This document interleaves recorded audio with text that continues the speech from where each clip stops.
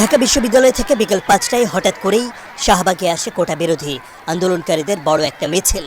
৪টা পর্যন্ত তাদের তেমন উপস্থিতি দেখা না গেলেও ৫টায় তারা পুলিশের ব্যারিকেড উপেক্ষা করে এগিয়ে যায়।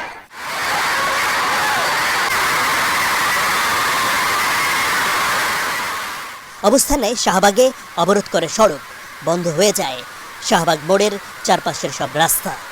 জগন্নাথ বিশ্ববিদ্যালয়, ঢাকা কলেজ সহ বিভিন্ন শিক্ষা প্রতিষ্ঠানের ছাত্রছাত্রীরা যোগ দেয় কোটা সংস্কারের এই আন্দোলনে।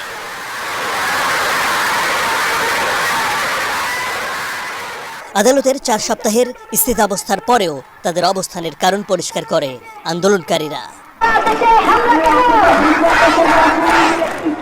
একটা পর্যায়ে শাহবাগের আন্দোলন ছড়িয়ে পড়ে মৎস্য ভবন, কাঁটাবন, ইন্টারকন্টিনেন্টাল মোড় পর্যন্ত।